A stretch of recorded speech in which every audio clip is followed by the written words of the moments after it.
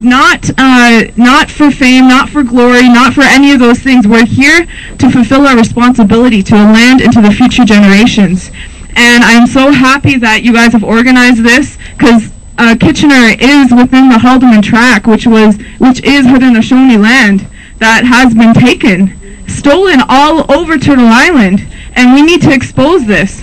Canada refused to sign the Declaration, the United Nations Declaration on the Rights of Indigenous People, and yet they expect us to smile and dance for them, and to make it look like they have good relations with Ongwahome people, which is not the case. So we're here to take a stand and say that we are here for the future generations, and we aren't going anywhere. We remember our ways, and we will not put them aside, not even for a day. So now we'll go to everyone here within that spirit of true unity, of true knowledge. So now we'll go for everybody here that stands here, recognizing their responsibilities and acting on them, because that's where the true power lies. Now we'll go.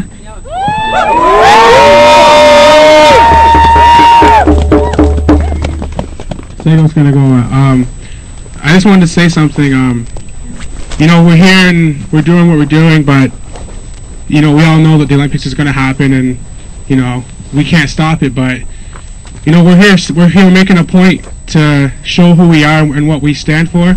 And someone that's involved with who does a lot of stuff with us, her name's Lindsay, and she said something really important. She said that us standing up for what we're doing now and standing for what's right, it's going to make a difference for the future generations, because the youth in the future, the people in the future are going to look back and they're going to see, you know, some people who didn't know what was going on with the Olympics and may have supported it, but at least people like us, at least we stood up against, we made a stand so they can look back and say, you know, they can be proud. They can be proud that people like us stood up against this. And all it takes is that knowledge, like Justulio was just saying, that true knowledge.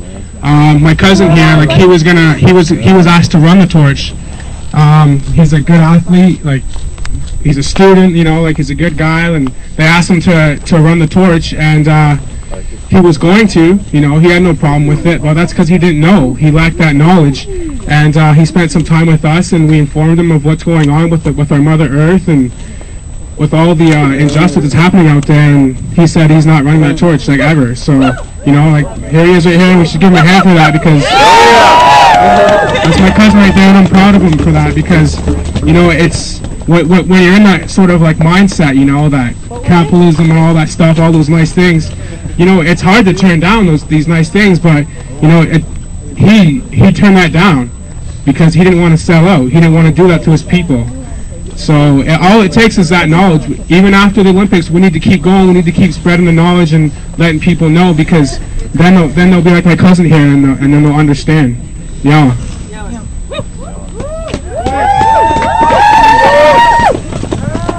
Thank you, and we will keep going. The Olympics are happening in February. There's going to be protests across Turtle Island before, during, and after. 2010 is a big year. We're going to keep resisting, and that's what today's about. Last speaker I want to introduce to you is Dan Keller. He's an organizer with AWOL, and he's working on anti-Olympic work for many years now. Thanks for coming, everyone. This is awesome. It's great to see a huge turnout. So yeah, thanks. As I was introduced, I'm Dan Keller, and I work with AWOL. AWOL launched our anti-Olympic campaign last year when we blocked the Spirit train outside of Toronto. The Olympic Spirit train that was trying to spread this same message, these same lies across Turtle Island of the Olympics being some force of good, which, you know, the idea of it, of sport and culture, and you know, those are good things. But obviously these Olympics are not about sport and culture. They're about profits for a few people. They're about land destruction, and they're about stealing more land from the indigenous of Turtle Island. And I'm really happy to see the amount of people out here to support this cause. This No Olympics on Stolen Native Land. It's something we might hear a few times and some chanting later on, a few thousand times perhaps. Not sure. So in Kitchener, why we're doing this in Kitchener?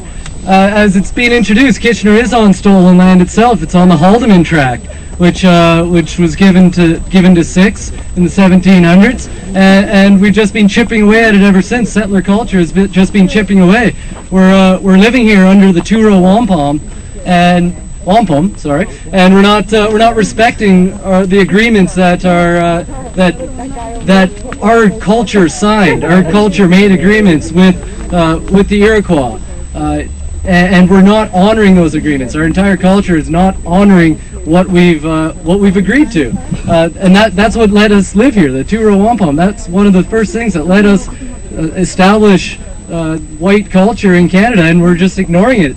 And it's, I mean, if you're looking at no Olympics on stolen native land, well, you know, it's happening. Well, why are we allowing this to happen? Like this land grab, this continual colonization that we're putting. We already heard that, you know, we imposed the government at gunpoint on Six Nations in 1924. Well, we're imposing games at gunpoint to the Coast Salish people right now.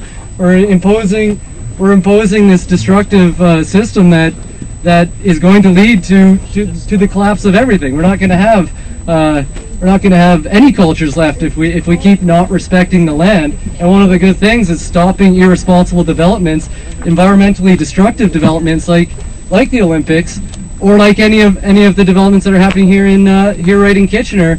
We're irresponsibly developing the moraine, which is the water filtration for the entire region, water filtration for the downstream communities, including Six, and we're paving it over. We're clearing the forests.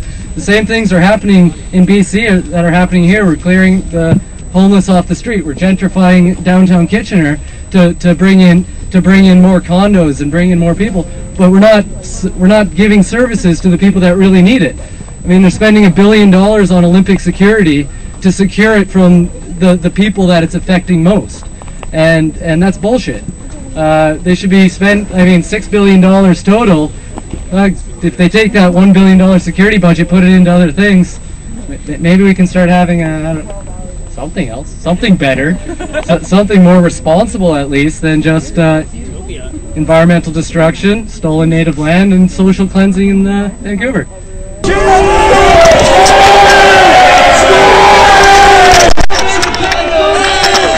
Using these Olympic Games to greenwash their image, because as we all know, they're also the top financing of environmentally destructive tar sands.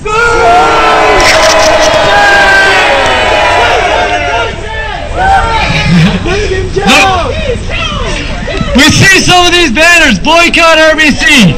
I don't know if that's enough, but it's a good start.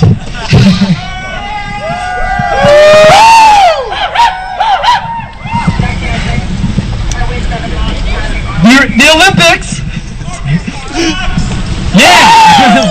the Olympics are being used as a whitewashing tool for Canada's colonial history. They're saying that we're a post-apology country, when in fact we know there's an ongoing genocide of the Indigenous people of this land as the colonial system continues the oppression. Shame indeed.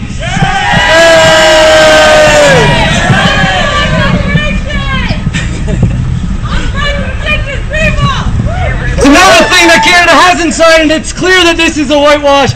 We haven't even signed the United Nations Declaration on the Rights of Indigenous People. One of 3 countries in the entire world who hasn't.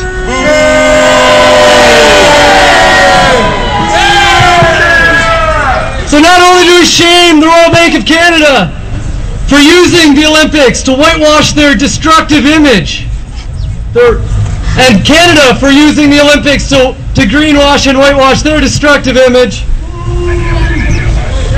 we're calling them to stop financing the tar sands and to stop financing other destructive and colonial projects, which may take a lot of work. But this is a good group right here. It's the start of something that can definitely stop it.